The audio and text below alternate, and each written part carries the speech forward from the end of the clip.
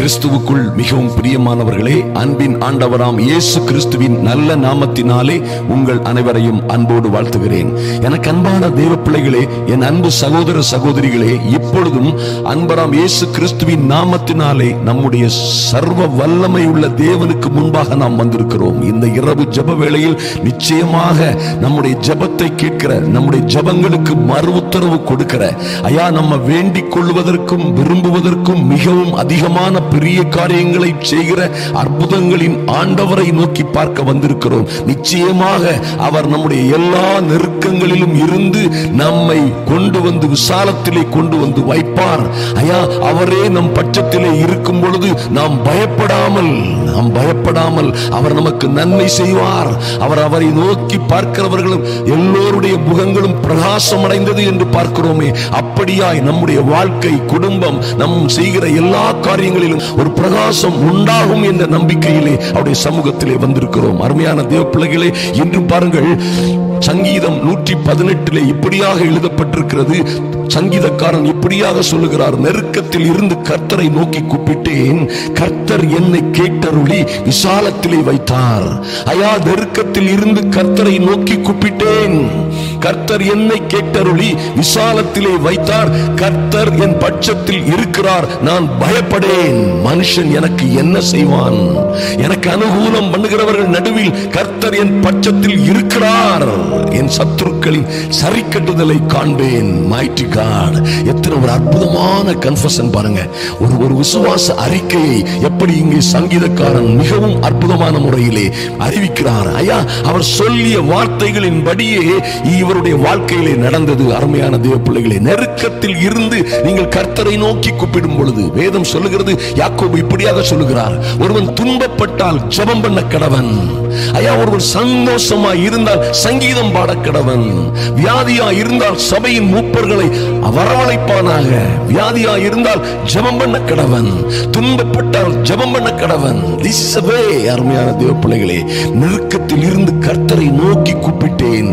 ஐயா, நெருக்கத்தில், ஆபத்தில், பல்வேறு கடன்கள், பிரச்சனைகள், நெருக்கங்கள், மனிதர்கள் என்னை சூழ்ந்து விலங்குகளை போன்று எங்களை விழுங்கி விடுவது போல இருந்த காலங்களிலே, ஐயா, எங்களை சுற்றிலும் சத்துருக்கள் பெருவெள்ளமாய் கூடி வந்த காலங்களிலே என்ன செய்தோம்?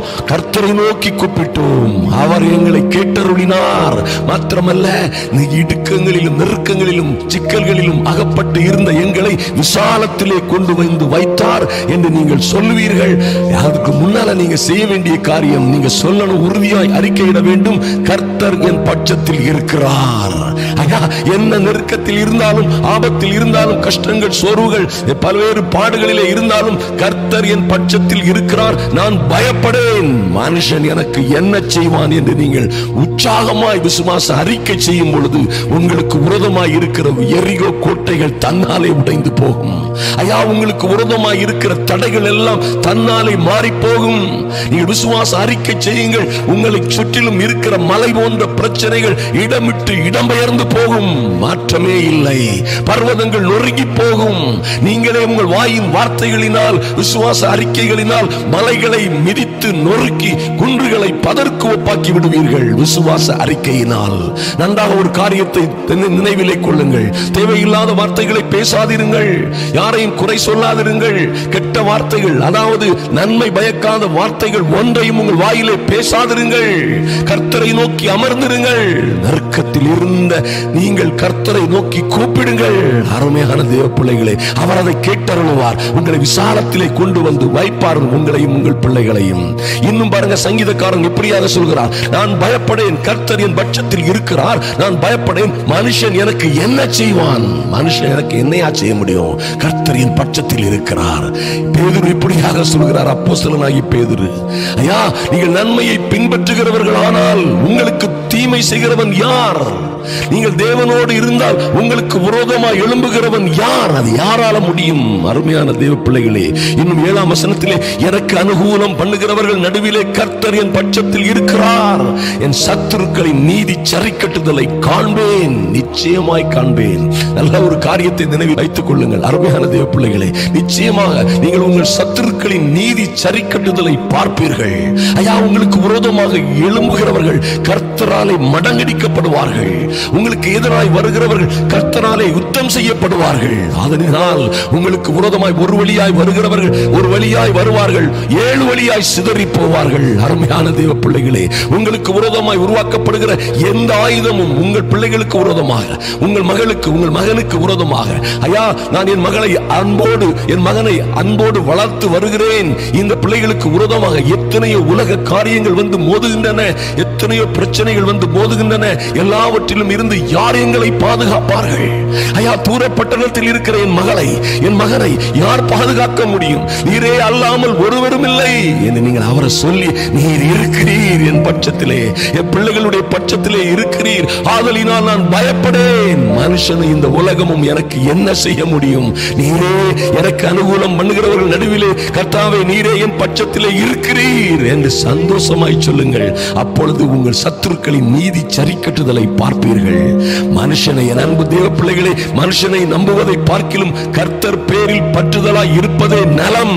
பிரபுக்களை நம்புவதை பார்க்கிலும் கர்த்தர் பேரில் பற்றுதலாய் இருப்பதே நலம் என்று சங்கீதத்திலே கர்த்தருடைய வார்த்தை இப்படியாக எழுதப்பட்டிருக்கிறது. நிச்சயமாக எல்லா குழப்பங்கள், சோர்வுகள், எல்லா விதமான பிரச்சனைகளிலும் இருந்து நிச்சயமாய் உங்களை, உங்கள் பிள்ளைகளை கர்த்தர் பாதுகாப்பார். எந்த சூழ்நிலையிலும், எந்த சூழ்நிலையிலும் வசனம் 13 சொல்லப்பட்டபடி, நான் விழும்படி என்னை தள்ளினாய். பொல்லாத சத்ருவே, பொல்லாத சத்ருவே, பொல்லாத நீ கொண்டு வந்த பிரச்சனைகள் எல்லாம் சேர்ந்து நாங்கள் விழுந்து போகும்படி என்னை தள்ளினீர்கள். கர்த்தரே எனக்கு உதவி செய்தார். ஹல்லேலூயா. கர்த்தரே என் பலனும் என் கீதமும் ஆனவர், அவர் எனக்கு ரட்சிப்புமானவர் என்று சொல்லுகிற நாட்கள் வருகிறது. அருமையான தேவ பிள்ளைகளே, நிச்சயமாய் ஒன்றும் உங்களை சேதப்படுத்த முடியாது. ஐயா, உங்களுக்கு விரோதமாய் உருவாக்கப்படுகிற எந்த ஆயுதமும் வாய்க்காதே போகும் என்பதிலே மாற்றமே இல்லை. அருமையான தேவ பிள்ளைகளை, நிச்சயமாய் நீங்கள் வாழ்ந்து சிறந்திருப்பீர்கள். ஒரு நாளிலே நீதிமான்களுடைய, அதாவது தேவனுடைய பிள்ளைகளாகிய உங்களுடைய கூடாரங்களில் ரட்சிப்பின் கம்பீர சத்தம் உண்டாகும். கர்த்தரின் வலதுகரம் பராக்கிரமம் செய்யும். ஆதலினால் நீதிமான்களாகிய, ஐயா தேவ பிள்ளைகளாகிய உங்கள் கூடாரங்களில், உங்கள் குடும்பங்களில் மகாபெரிய ரட்சிப்பின் கம்பீர சத்தம் உண்டாகும். அதிலே மாற்றமே இல்லை. கர்த்தர் உங்களை ஆசீர்வதித்து மேன்மைப்படுத்துவார். நீங்கள் வாழ்ந்து சிறந்திருப்பீர்கள். நீங்க சொல்லுவீங்க, கர்த்தர் எனக்கு செய்த எல்லா உபகாரங்களுக்காகவும் அவருக்கு எண்ணத்தை செலுத்துவேன். ஐயா, ரட்சிப்பின் பாத்திரத்தை எடுத்துக்கொண்டு கர்த்தருடைய நாமத்தை தொழுது கொள்ளுவேன் என்று நீங்கள் சொல்லுகிற காலங்கள் வருகிறது. சூழ்நிலைகள் மாறும். நிச்சயமாய் கர்த்தர் உங்களை ஆசீர்வதிப்பார், உங்களை மேன்மைப்படுத்துவார். கர்த்தருடைய வார்த்தை சொல்லுகிறது, கர்த்தருடைய வேதத்தின்படி நடக்கிற உத்தம மார்க்கத்தார் பாக்கியவான்கள் என்று எழுதப்பட்டிருக்கிறது. அருமையான தேவ பிள்ளைகளே, நீங்கள் நிச்சயமாய் வாழ்ந்து சிறந்திருப்பீர்கள். உங்களை ஒன்றும் சேதப்படுத்துவதற்கு கர்த்தர் அனுமதிக்க மாட்டார். உங்களை, உங்கள் பிள்ளைகளை ஆசீர்வதித்து பாதுகாப்பார்.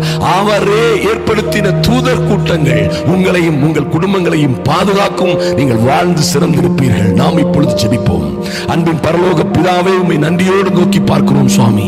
இந்த வேளையிலும் என் தேவனாகிய கர்த்தர் எங்களுக்காய் நீர் பேசிய நல்ல வார்த்தைகளுக்காக நன்றி செலுத்துகிறோம். அன்பரும் இரட்சகருமாகிய எங்கள் இயேசு கிறிஸ்துவின் நாமத்தினாலே அப்பா, எங்கள் சகோதர சகோதரிகளும் குடும்பமாய் உம்முடைய சமூகத்திலே வருகிறோம் சுவாமி.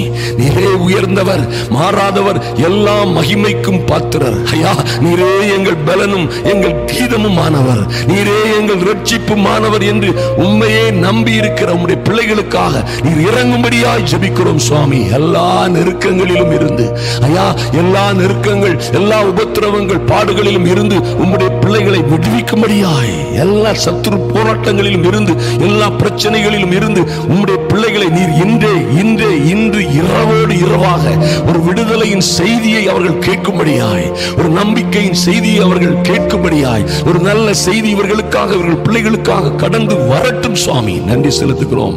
ஐயா, இவர்கள் சத்துருக்களின் நீதி சரி கட்டுதலை காணும்படியாக என் தேவனாகி கர்த்தர் சத்துருக்களுக்கு முன்பாக இவர்களுக்கு ஒரு பந்தியை ஆயத்தப்படுத்துவீராக.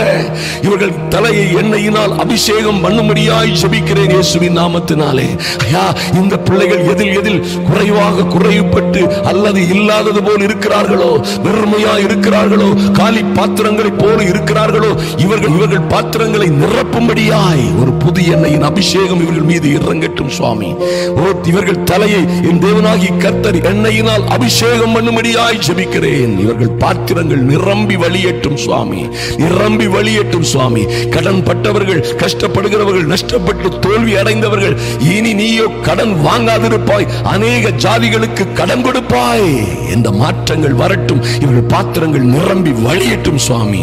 ஐயா, திருமணத்திற்காக பலகாலமாய் காத்திருக்கிற பிள்ளைகள், ஐயா இது போன்ற ஒரு அற்புதமான திருமணத்தை நாங்கள் பார்த்ததே இல்லை என்று எல்லோரும் சொல்லி மகிழத்தக்கதாக, ஆச்சரியப்படத்தக்கதாக என் தேவனாகிய கர்த்தர் இந்த பிள்ளைகளின் திருமணங்களை நின்று நடத்துவீராக. ஆமென். உமக்கு சாட்சியாய் மாற்றுவீராக. இவர்கள் பாத்திரங்கள் நிரம்பி வழியணுமே. ஐயா, வேலை இல்லாத கஷ்டத்திலும் கண்ணீரிலும் இருக்கிற என் அன்பு சகோதர சகோதரிகளின் பிள்ளைகளுக்கு நல்ல விசாக்கள், நல்ல வெளிநாட்டு ட்ரிப்புகள் உண்டாகும்படியாய், நல்ல தொழில்கள் கைகூடி வரும்படியாய், நல்ல வேலை உத்தரவுகள், ஜாப் ஆர்டர்ஸ் கைகூடி வரும்படியாய் ஜெபிக்கிறோம் சுவாமி. நன்றி செலுத்துகிறோம். வெறுமையாய் காலியாய் இருக்கிறவர்களுடைய பாத்திரங்கள் எல்லாம் ஆசீர்வாதத்தினால் நிரம்பி வழியட்டும் இயேசுவின் நாமத்தினாலே. அதற்கு இருக்கிற தடைகள் எல்லாம் மாறட்டும் சுவாமி.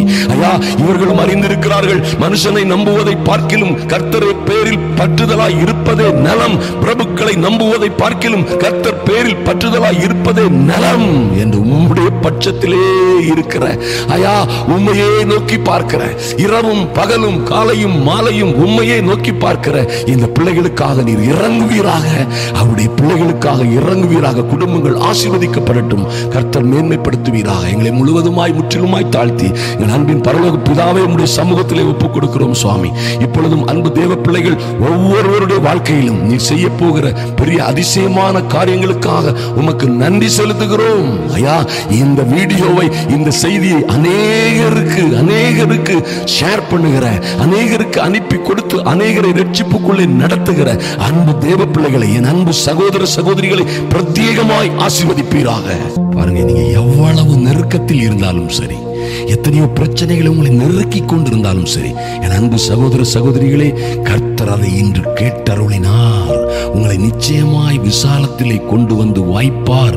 என கர்த்தரே உங்கள் பட்சத்தில் இருக்கிறார். உங்களுக்கு அனுகூலம் பண்ணுகிறவர் நடுவிலும் அவர் இருக்கிறார். உங்களுக்கு அனுகூலம் பண்ணுகிறவர்கள் உங்கள் பட்சமாய் வருவார்கள். உங்களுக்கு நன்மையும் கிருபையும் உண்டாகும். நீங்கள் வாழ்ந்து சிறந்திருப்பீர்கள். இயேசு கிறிஸ்துவின் நாமத்தினாலே உங்களை வாழ்த்துகிறேன்.